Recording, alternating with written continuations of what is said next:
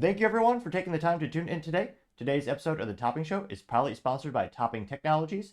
Topping Technologies is an IT value-added reseller and services company with a special proficiency in IT security. Heck, I see their founder at least twice a day. Guy says he's quite handsome and brilliant. He's me, you see, that's the joke. If you're an IT leader or a business owner, you can reach out to the team at sales@toppingtechnologies.com. Also, still giving away a free 50 caliber musket or flintlock pistol with every July purchase to celebrate the 4th of July. Go to toppingtechnologies.com to learn more. Lastly, trying to get to 4,000 subscribers by the end of the month. So if you could click that button and tell your friends, I would greatly appreciate it. Now going over to the business part of the podcast, you have Ford to make their ICE plant a little bit bigger instead of making more EVs. Probably because they lost $132,000 per EV sold in Q2 2024. So not so great a return on investment. Now, this is first brought to us thanks to CNBC, specifically Michael Wayland, who's a writer over there. They say, quote, Ford to spend $3 billion to expand large truck production to a plant previously set for EVs. And of course, when it comes to the Ford trucks, it is the most important thing they make. Well, I like the Mustang better because it's got 3 pedals, but that's where all the profits come from the business. It's all about the Ford F-150, the ICE, the gas engine ones. The EVs are still losing money. They're moving somewhat in the right direction. The losses are not as bad as they used to be, but it's still got some time for them to actually get to break even and eventual profitability. Let's see. There's a good old Ford. What is that? That's a Ford F-350 Super Duty. Grill the size of a small home from a Sears catalog back in the day.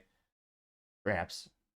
Just exaggerating a little bit. Now they say the new plant includes investing about $3 billion to expand the Super Duty production, including $2.5 billion at Ford's Oakland Assembly Complex in Ontario, Canada, as well as they said that the Canadian plant, which is expected to come online in 2026, will add an annual capacity of 100,000 units of the highly profitable pickup trucks.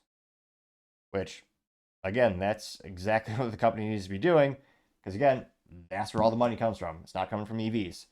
CEO Jim Farley said in a release, quote, Super Duty is a vital tool for businesses and people around the world, and even at our Kentucky truck plant and Ohio assembly plant running flat out, we can't meet demand. This move benefits our customers and supercharges our Ford Pro commercial business, which that is the third division of the Ford company. They have the Ford Blue, which is the one you and I like with the Ford F-150, 250, 350, double banana falcon, the internal combustion engine trucks, as well as a good old Mustang with 3 pedals. All cars should have that by default, of course. Then you have Ford Commercial, which is the bigger 450, 550, 750, all the big ones for commercial clients. Then you have Ford EV, which, again, right now, still losing a lot of money.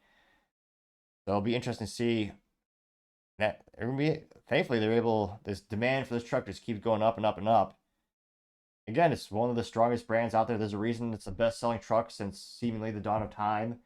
And, I mean, you talk to truck guys, is a whole culture in and of itself. It is kind of sad that maybe only 1 or 2 will actually be used to haul anything these days. Okay, it's not that bad statistically speaking, but yeah, it's a big sign that Ford is going to invest more in ICE engines, and most of these companies are pulling back on the EV investments as the sales are decreasing in terms of the rate of adoption.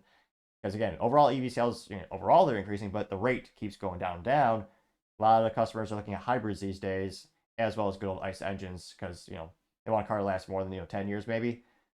I know we're talking about Ford in general, but nevertheless, good to see Ford continue to make those investments.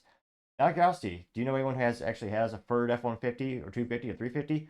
And when's the last time you actually saw them hauling anything with that vehicle? Let me know in the comments. As always, be fascinated to hear what you have to say. Thank you, everyone, for taking the time to tune in. Again, we're trying to get to 4,000 subscribers by the end of the month. So if you could click that button, I'd greatly appreciate it. Also, giving me a thumbs up or a thumbs down or comment is a great way to give me some additional feedback, letting me know how I can make the show better and better.